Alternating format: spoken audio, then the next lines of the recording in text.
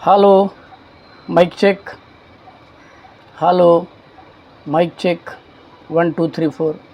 नमस्कार मित्रांनो, माझं नाव श्रीधर, मी एक दारुडे आहे. Hi everybody. आज दारू प्यालेलं नाही. आजचा विषय आहे 12वी रूढी आणि आजची तारीख आहे 23 ऑक्टोबर 2024, बुधवार. संध्याकाळचे 5 वाजलेले आहे. मी माझ्या घरी रेकॉर्डिंग करत आहे. 12व्या रूढीबद्दल चर्चा करताना किंवा आत्तापर्यंत ह्या सर्व रूढींबद्दल चर्चा करताना मी जे संदर्भ घेतलेले होते ते बिग बुकमध्ये परिशिष्टामध्ये दिलेल्या रूढ्या आणि त्याचं दीर्घ स्वरूप हे पहिलं मी रेफर केलं होतं.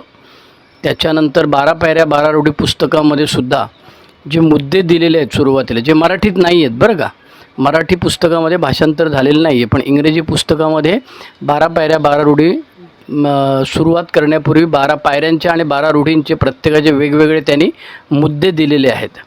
त्याच्यानंतर एक ग्रेप वाईनमधले प्रश्न असतात, म्हणजे ते ह्याच्यामध्ये नाही आहेत, बिग बुकमध्ये वगैरे नाही आहेत. ग्रेप वाईनमध्ये वेगळे ज्ञानी माणसं जी आहेत आपल्या अल्कोहोलिक सनासमध्ये आणि तंत्रस्नेही आणि हुशार मंडळी जी आहेत, तरुण मंडळी आहेत, त्यांनी मला मदत केलेली आहे ह्या सगळ्या रेकॉर्डिंग प्रकरणामध्ये. त्याच्यामध्ये चिंचवडचा कल्पश आहे, त्याच्यानंतर संक्रमण आहे, त्याच्यानंतर वेगवेगळ्या लोकांनी मला हे यूट्यूबवरती तयार करायला मदत केलेली आहे. आमचा माहीमचा अनिरूप म्हणून आहे फाउंडेशन ग्रुपचा, त्यांनी मला मदत केलेली आहे. पावलींचा प्रमोद आहे, त्यांनी मदत केलेली आहे. अशा असंख्य लोकांनी ह्या यूट्यूबच्या चॅनलकरता मला मदत केलेली आहे. विशेषतः 12 रूढींकरता संदर्भ शोधणे खूप कठीण काम होतं. ए कम्स ऑफ एजमध्ये प्रत्येक रूढीबद्दल स्वतंत्रपणे त्यांनी दिलेलं आहे, 3-4 पानं. त्याच्यामुळे त्याचा मी संदर्भ घेतलेला आहे. आणि त्या व्यतिरिक्त बेस्ट ऑफ ग्रेपवाईन नावाचे आपले व्हॉल्यूम्स आहेत, 4 व्हॉल्यूम माझ्या माहितीत आहेत. 3 माझ्याकडे आहेत, चौथा अजून आला आहे पण मला मिळालेलं नाही आहे. तर हे जे 4 व्हॉल्यूम आहेत त्यातला एक पहिला जो व्हॉल्यूम आहे त्या पहिल्या व्हॉल्यूममध्ये एका सभासद बाईचे सगळ्या 12 रूढींवरचे अनुभव कथन आहे. 12 पायऱ्यांवरचे पण आहे तिचं, 12 रूढींवरचे अनुभव. मला वाटतं ती 25 वर्ष सोबर असावी. 46 साली सोबर झाली आणि 71 साली तिने हे आर्टिकल लिहिले. आणि शिवाय वेगवेगळी पॅम्पलेट्स आहे. या पॅम्पलेटची गंमत अशी आहे की त्या पॅम्पलेटच्या मागे नंबर लिहिलेला असतो, तो नंबर तसाच राहतो. 43 नंबर, त्याच्यानंतर 17 नंबर आणि मला वाटतं 47 नंबर, अशी 3 पॅम्पलेट मी संदर्भाला घेतलेली होती. तर आजचा विषय आहे 12वी रूढी. 12वी रूढी मराठीत म्हणते, व्यक्तीपेक्षा तत्त्वांना अधिक महत्त्व दिले पाहिजे.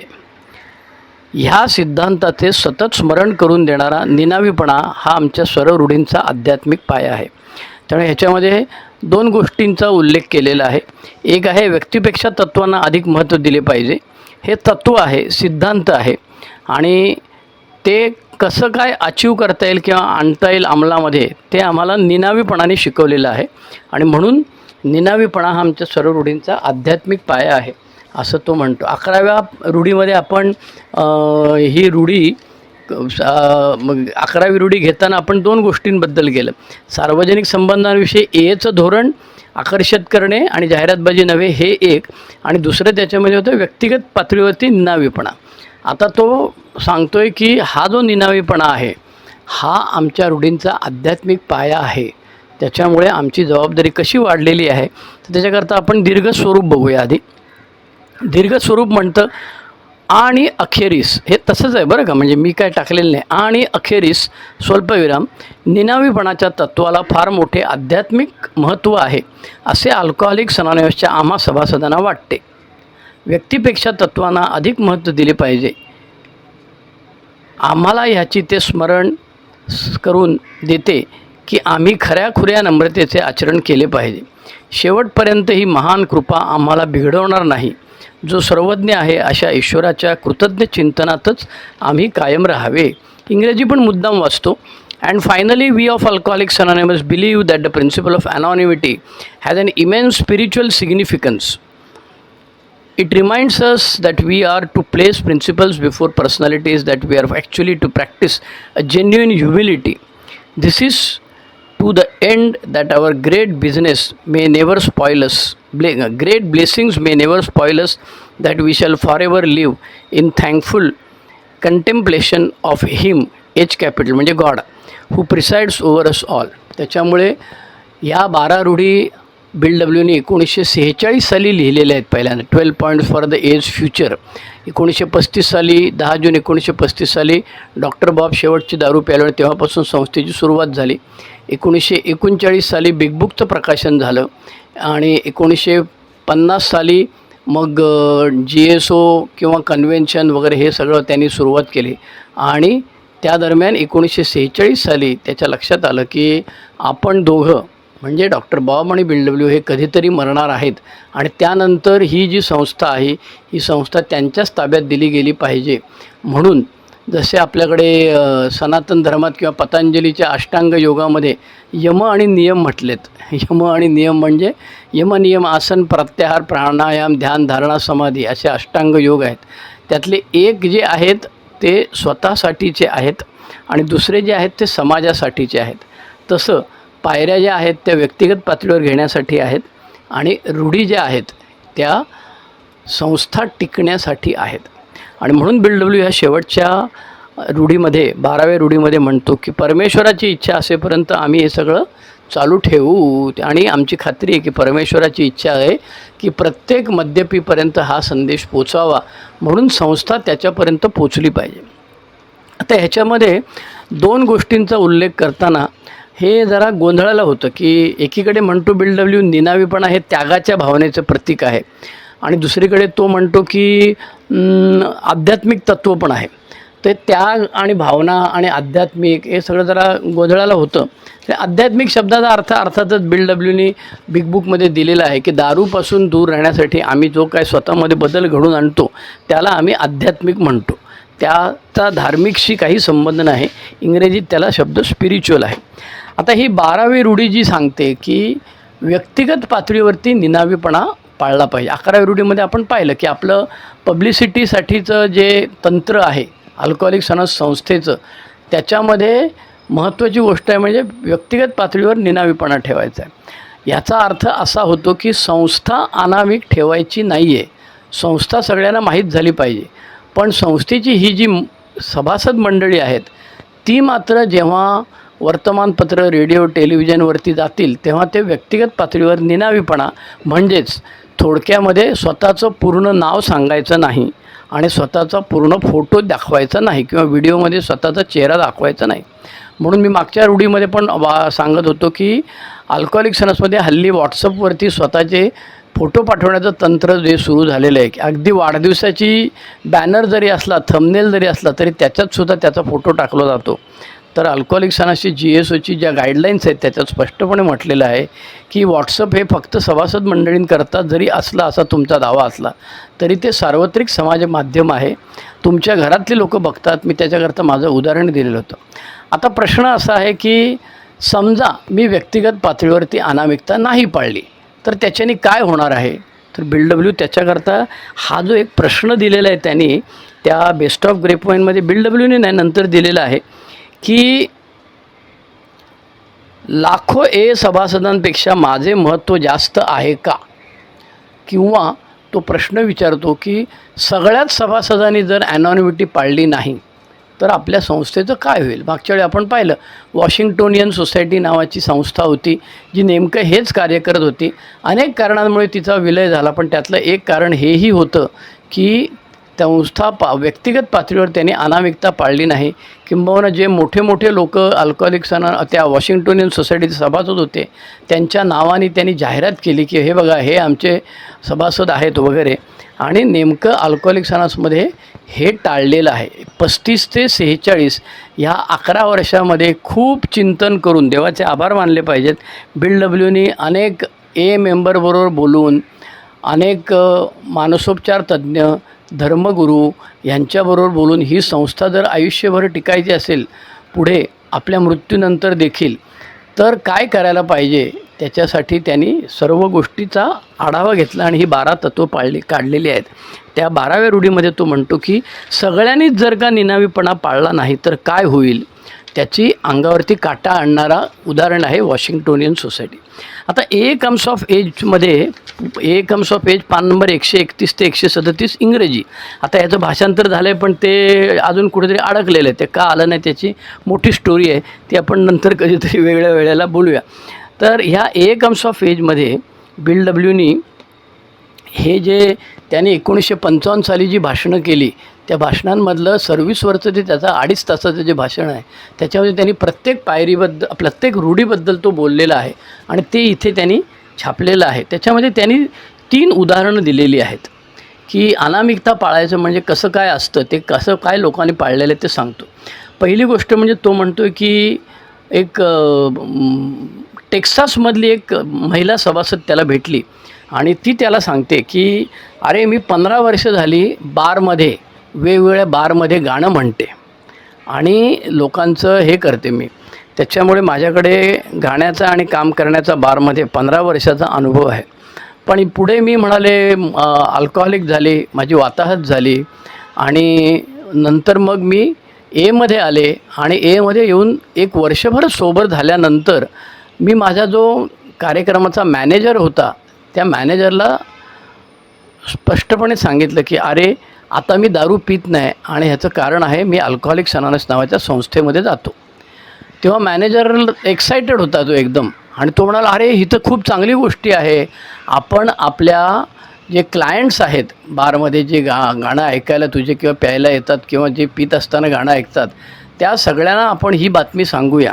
ह्याच्यात 2 गोष्टी होतील, तुला तर प्रसिद्धी मिळणारच आहे पण तुझ्या संस्थेला देखील प्रसिद्धी मिळणार आहे.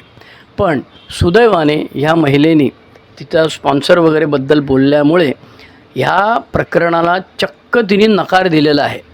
तिने त्या मॅनेजरला सांगितलं की माझा जीव ह्या संस्थेने वाचवलेला आहे आणि त्याही पलीकडे माझं करिअर जे आहे ते ह्या संस्थेने वाचवलेलं आहे.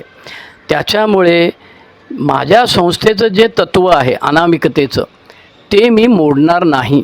भले मला प्रसिद्धी मिळो, संस्थेला प्रसिद्धी मिळो, काय वाटेल ते हो, पण मी माझी संस्था, ज्या संस्थेने माझा जीव वाचवलेला आहे त्यांची जी तत्त्व आहेत ती मी मोडणार नाही. मागच्या वेळेला मी तुम्हाला अनेक अनॉनिमिटी, स्वतःची ब्रेक करणाऱ्या लोकांची उदाहरणं सांगितली आणि त्याच्यामध्ये जे ग्रेपवाईनमध्ये प्रश्न आहेत त्याच्यामध्ये त्यातला एक प्रश्न असा आहे की माझ्यावरती संस्थेने सभासद म्हणून ही जबाबदारी टाकलेली आहे स्वतःची आणि इतरांची अनामिकता न तोडण्याचं, तर ते बंधन ते मी पाळतो का माझ्या संस्थेने. एरवी आपण मारे सांगत असतो पहिल्या वाढदिवसापासून या संस्थेने माझा जीव वाचवला, आज माझे जे काय मी आहे ते संस्थेमुळे आहे.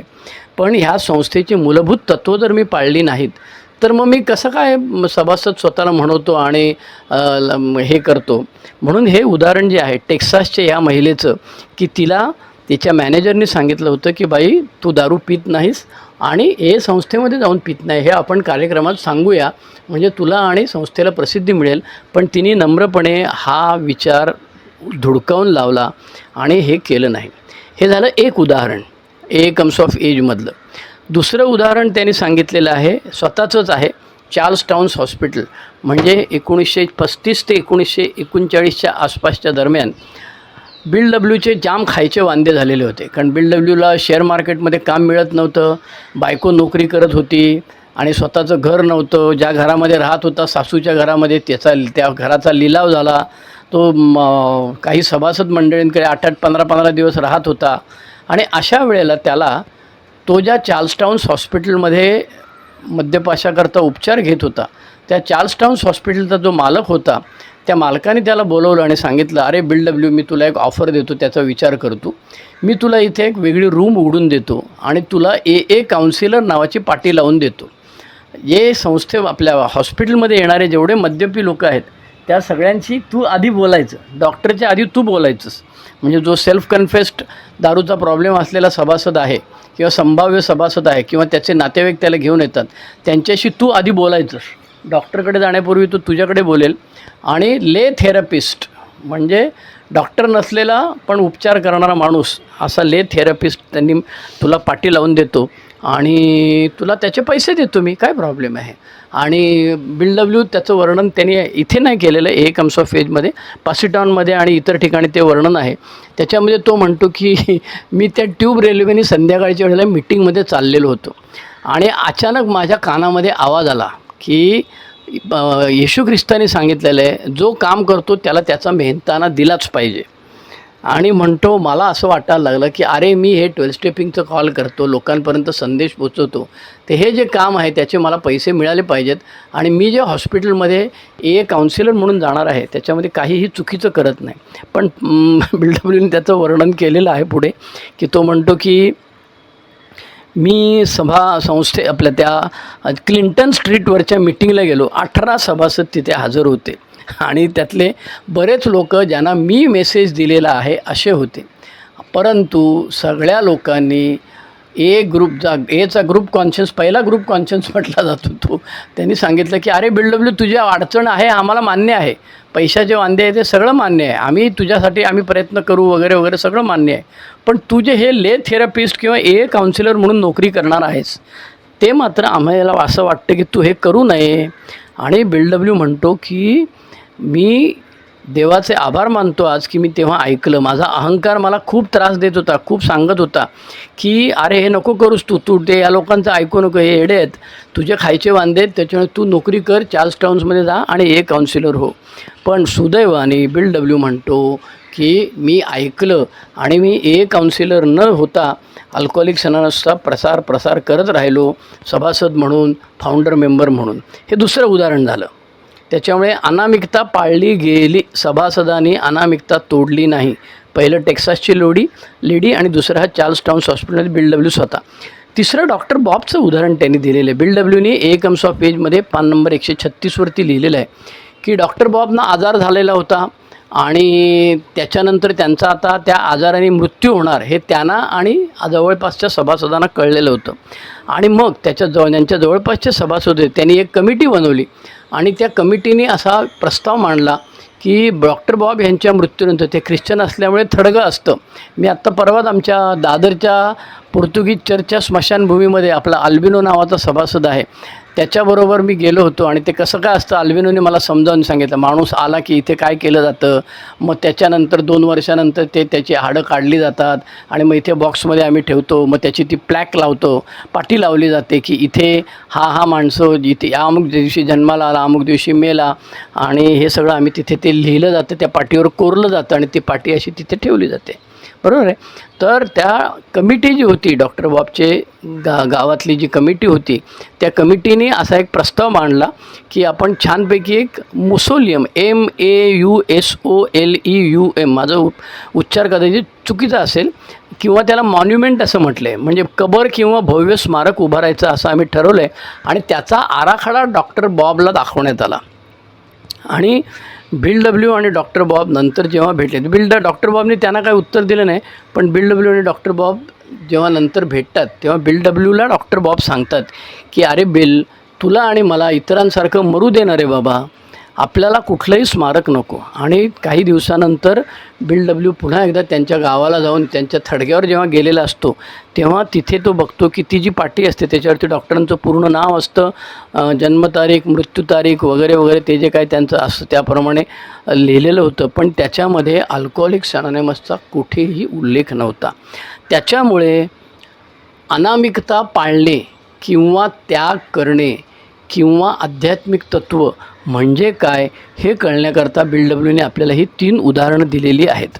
आता पुढचा प्रश्न उद्भवतो तो असा की अनामिकता म्हणजे नम्रता असं म्हणतो, मग नम्रता म्हणजे काय हो नक्की?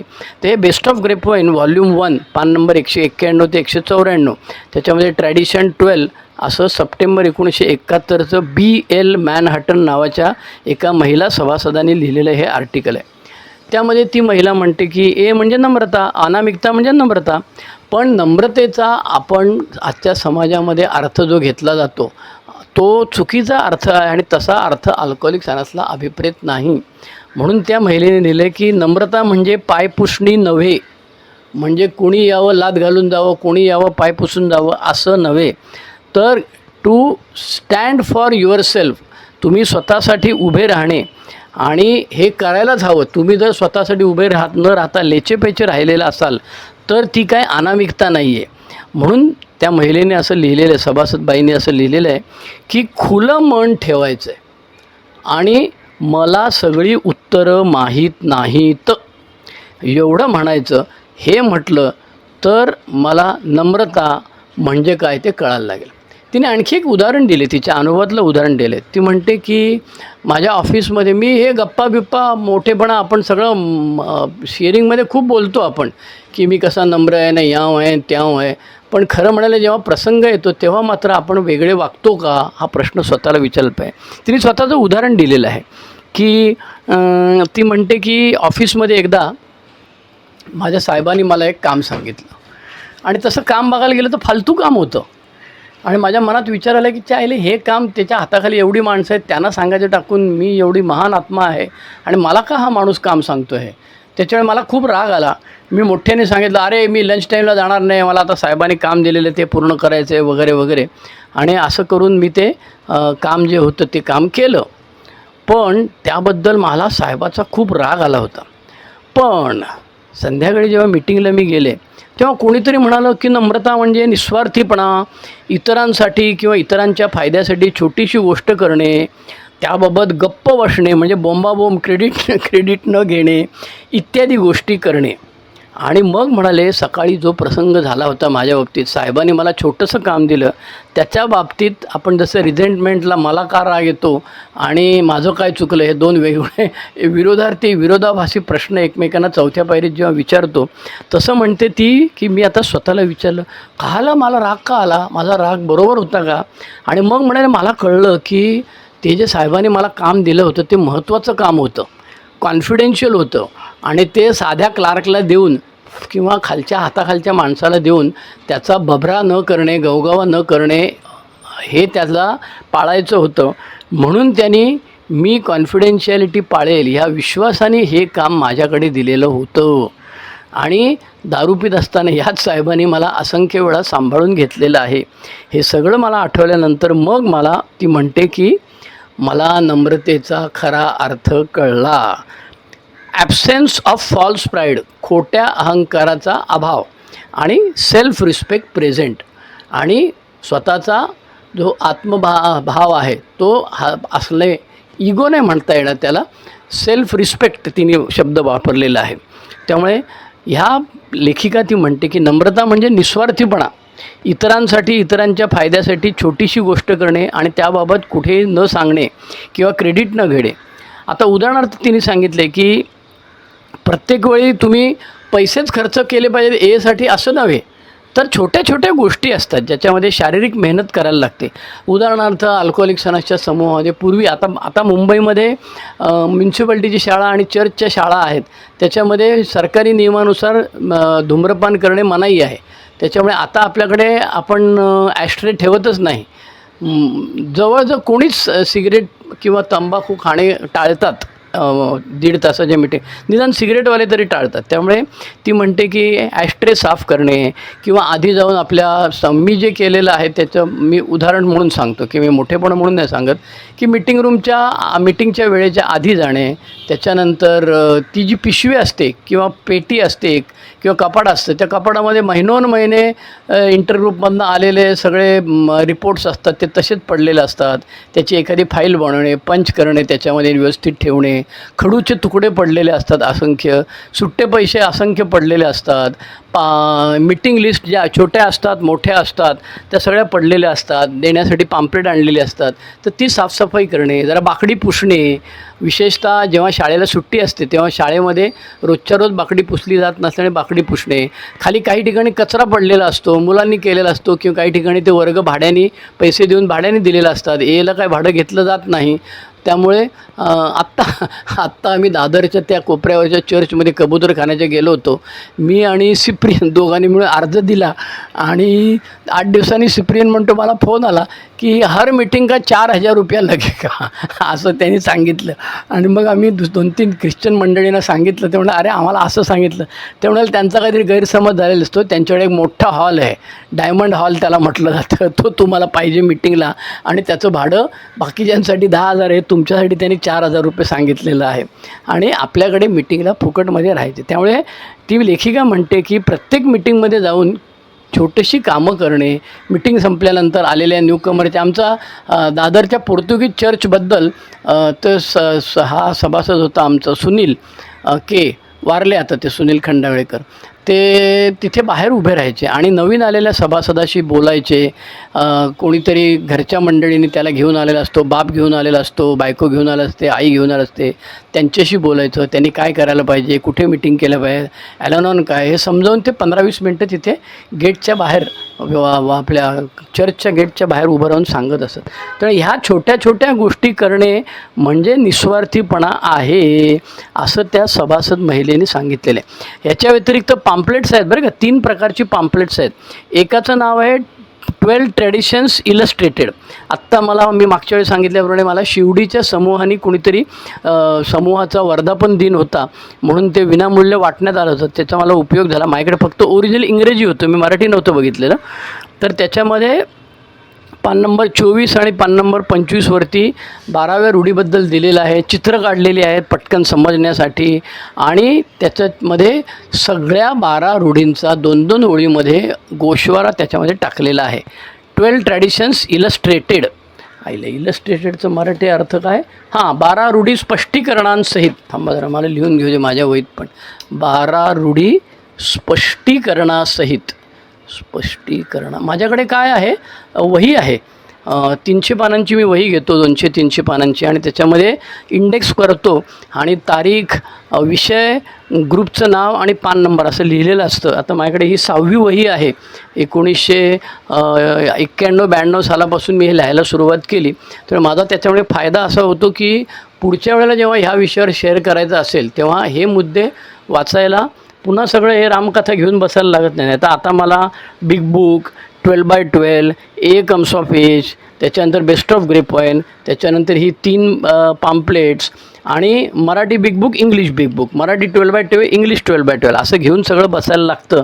त्याच्याऐवजी हे एका ठिकाणी लिहिलेलं असेल तर ते सोपं पडतं. आणि आधीच्या वह्यांमध्ये मी लिहिलेलं आहे पण ते आत्ता जसा यूट्यूबसाठी जेवढा अभ्यास केला तेवढा अभ्यास केलेला नाही. कारण हे वही क्रमांक 5मध्ये 65, 72, 82 3 ठिकाणी आहे. वही क्रमांक 4मध्ये 100, 182, वही क्रमांक 3मध्ये 141, 157 अशा एकूण 8 वेळेला मी आत्तापर्यंत ह्या रूढीवरती बोललेलो आहे. पण ते जर तयारी केली आणि आत्ता जी तयारी केली ह्याच्यामध्ये खूप फरक आहे. त्यामुळे मी हे आता व्यवस्थित लिहून ठेवलेलं आहे.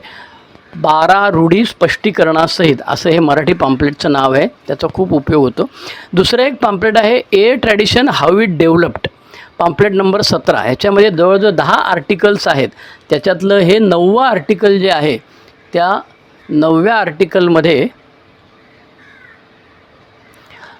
आर्टिकलमध्ये हे आर्टिकलचं नाव आहे ॲनॉनिमिटी आणि आर्टिकलचा लेखक आहे खुद्द बिल डब्ल्यू आणि त्यांनी लिहिलेलं आहे 1946 साली. त्याच्यामध्ये 3 मुद्दे त्यांनी दिलेले आहेत. ते ह्या दृष्टीने महत्त्वाचे आहे. एक म्हणजे का अनामिकता किंवा अनामिकतेने काय होतं, तर आजही म्हणतो बिल डब्ल्यूने लिहिलं आहे बरं की 1946 साली, किंवा संभाव्य सभासद किंवा नवीन सभासद आणि त्याचे कुटुंबीय ह्यांना जेव्हा कळतं की अरे इथे नाव नाही, फॉर्म नाही भरायचा, फोटो नाही चिकटवायचा, हे कळल्यानंतर त्यांना तो जो दिलासा मिळतो तो अनामिकतेच्या तत्त्वाचा फायदा आहे. दुसरा फायदा तो म्हणतो की प्रोटेक्शन आहे. कारण तो जो फेमस मेंबर आहे त्याला तुम्ही जेव्हा प्रमोट करता, मोठा माणूस आहे, हे काय तो क्रिकेटपटू आहे किंवा बेसबॉल प्लेयर जो होता तो, किंवा आपला औरंगाबादचा हीमॅन आहे, अशा लोकांनी जर का ते प्याले तर प्याल्यानंतर त्यांच्या असं झालेलं आहे. आत्ता सोब्रायटी आपल्या ह्याच्यामध्ये काय त्याचं नाव, करोनामध्ये ऑनलाईन मिटिंगमध्ये कुठल्या तरी एका नव्या मुंबईतल्या एका समूहाचा एक सभासद होता आणि तो सभासद सगळ्या ऑनलाईन मिटिंगमध्ये आणि जाम भारी बोलायचा वगैरे वगैरे, आणि त्याचे भक्त झालेले होते, त्याचे स्पॉन्सी झालेले होते. एक कुठलं तरी चंद्रपूर जिल्ह्यामधलं गाव होतं, तिथे मला सांगितलं की अरे ह्या गावामध्ये जेवढे सगळे सभासद आहेत ना तेवढे सगळे त्या मिटिंगमधनंच निर्माण झालेले आहेत आणि ते अमक्याचे चेले आहेत, सगळेजण स्पॉन्सी आहेत. आणि दुर्दैवाने तो सभासद प्याला आणि तो सभासद प्याल्यानंतर त्या गावामधले सगळे जे लोक त्याचे चेले मंडळी होते ते पण प्याले. त्याच्यामुळे असं होऊ नये हे बिल डब्ल्यूने तेव्हाच प्रेडिक्ट 1946 साली केलं होतं. म्हणून त्यांनी सांगितलं की अनामिकता पाळा. तिसरं त्यांनी सांगितलं वर्तमानपत्राचे रिपोर्टर ते सुरुवातीला म्हणायचे की अहो तुम्ही तुमचं नाव नाही दिलं, फोटो नाही दिलं तर आम्ही आर्टिकल छापणार कसं. पण यथावकाश त्यांना ह्या संस्थेचं निनावीपणाचं तत्त्व पटलं आणि ते बरोबर आहे असं ते इतरांना सांगायला लागले. किंबहुना एखादा मेंबर जर ॲनॉनिमिटी ब्रेक करायला लागला तर वर्तमानपत्रातल्या लोकांनी त्याला सांगितलं, अरे भाऊ तू असं करू नको, तुमच्या संस्थेचं तत्त्व आहे. आणि चौथा फायदा ह्या ट्रॅडिशन हाऊ इट डेव्हलपमध्ये पॅम्पलेट नंबर 17 आर्टिकल 1946 बिल डब्ल्यूचं आर्टिकल आहे. हे त्या लँग्वेज ऑफ हार्ट नावाचं आणखी एक हे आहे, पुस्तक आहे ग्रेपवाईनवाल्यांचं. त्याच्यामध्ये बिल डब्ल्यूने लिहिलेली सगळी आर्टिकल्स त्यांनी वर्गीकरण करून ठेवलेली आहेत. त्याच्यामध्ये पण हे आर्टिकल आहे.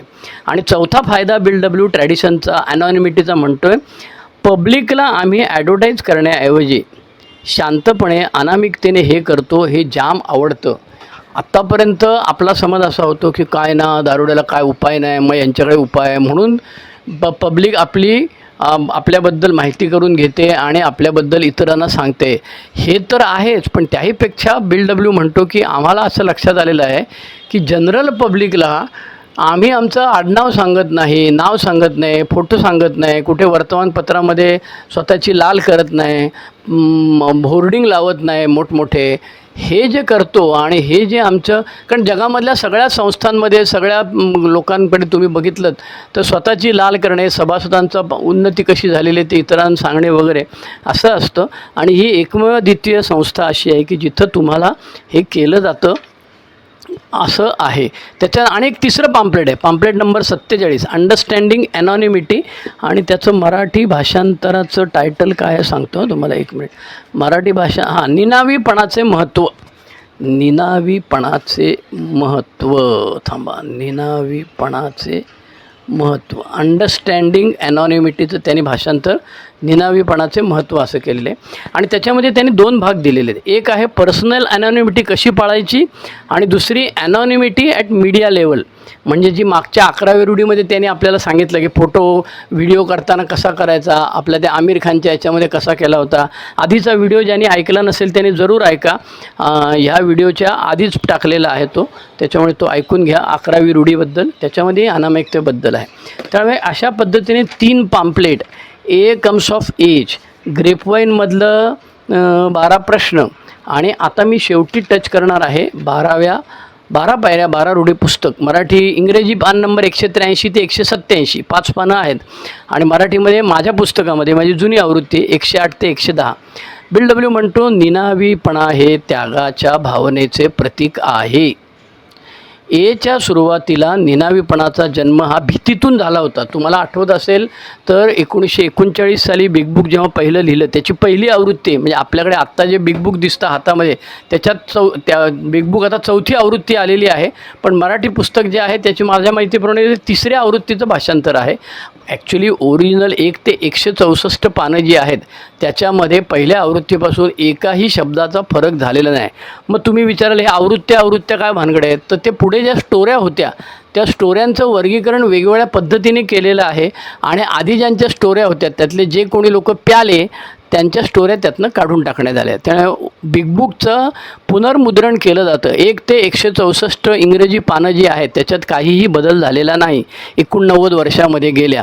आणि मराठी बिग बुक जे आहे ते सुद्धा त्याचं भाषांतर पहिलं जे होतं ते लोकसत्ताचे संपादक द्वा भ कर्णिक हे यांनी केलेलं आहे आणि चकटफूमध्ये केले. त्यांना काय पैसे येऊन दिलेले नाही. त्यांचं कोणीतरी एक जवळचा कोणीतरी ग्रस्त होता, तो एमध्ये येऊन सोबर झालेला होता आणि कृतज्ञता म्हणून त्यांनी हे व्यक्त केले होते. त्यामुळे त्यांच्या नावाची प्रस्तावना पहिले होती, मग ती नंतर जेव्हा पुन्हा GSO इंडियाने पब्लिश केलं तेव्हा ती काढून टाकली.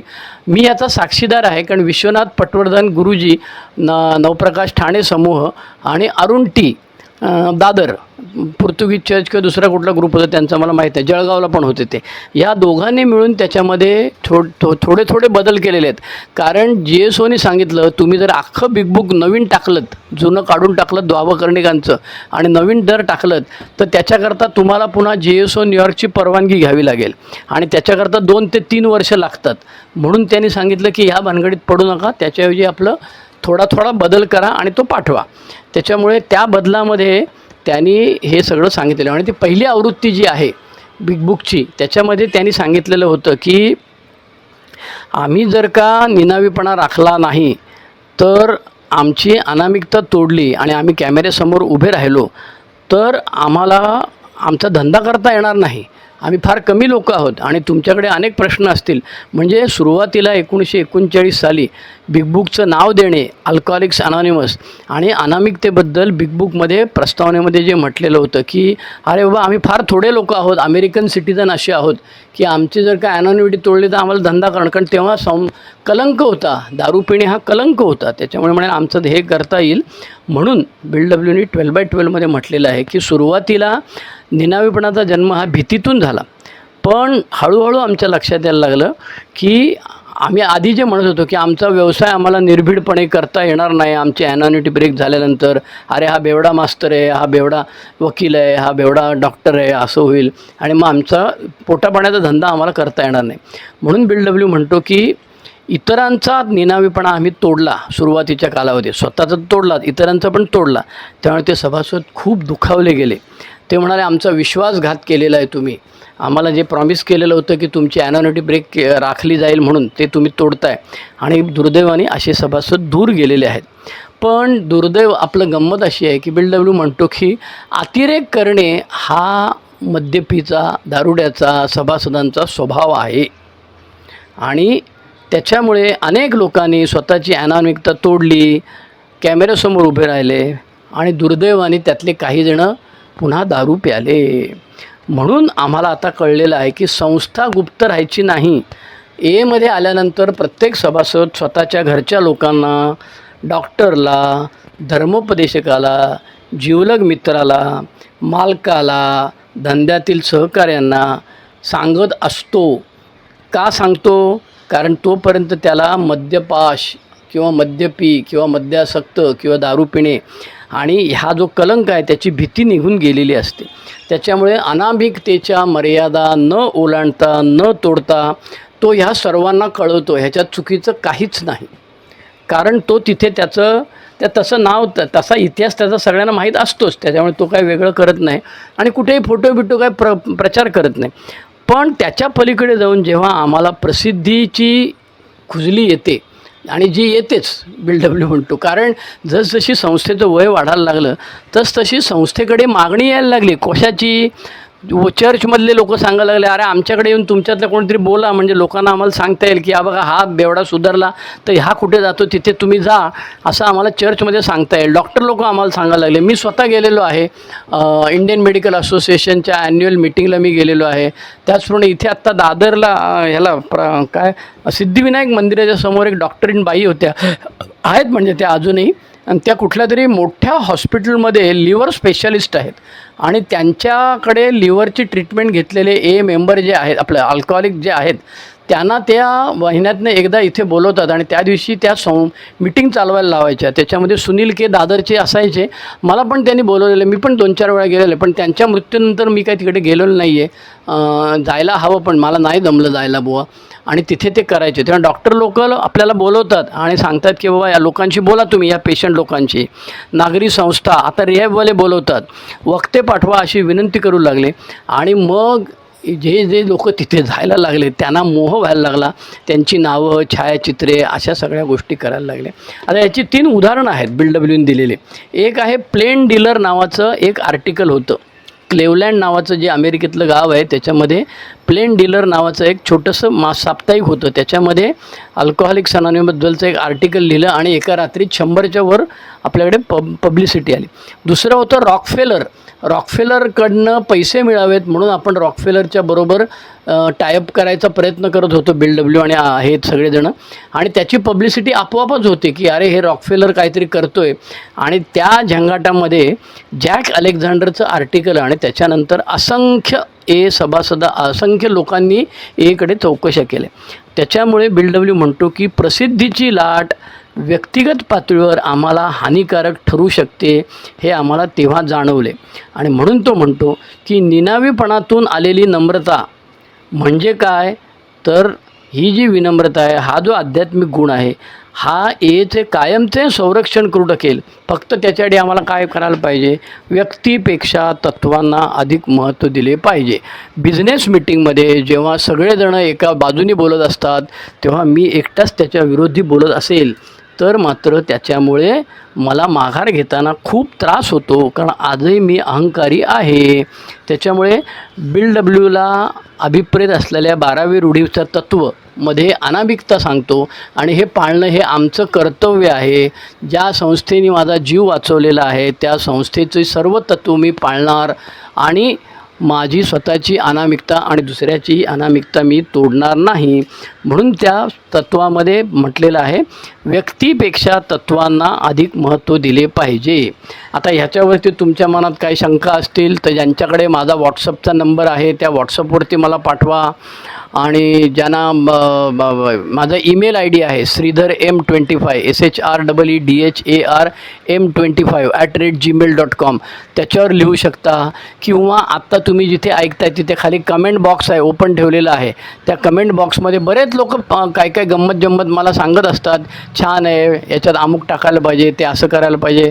टीका असते, काय हरकत नाही, काही प्रॉब्लेम नाही. मी काय संत महात्मा नाही किंवा मला सगळ्यातलं सगळं कळतं आहे. मी नेहमी गमतीने उदाहरण देतो की लहानपणी आम्ही गोष्ट ऐकतो, एक आंधळा आणि 7 हत्ती, नाही एक हत्ती आणि 7 आंधळे, आणि ते प्रत्येकाच्या हाताला, कोणाच्या हाताला पाय लागला तर तो म्हणतो हत्ती खांबासारखा, कोणाच्या हाताला कान लागला तो म्हणतो हत्ती सुपासारखा, कोणाच्या हाताला शेपूट लागला तो म्हणतो हत्ती खराट्यासारखा आहे.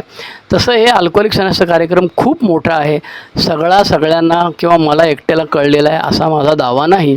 तर अशा पद्धतीने हे आजचं 71वं का 72वं पुष्प आहे अल्कोहोलिक्स अनॉनिमसच्या वेबसाईटवरचं.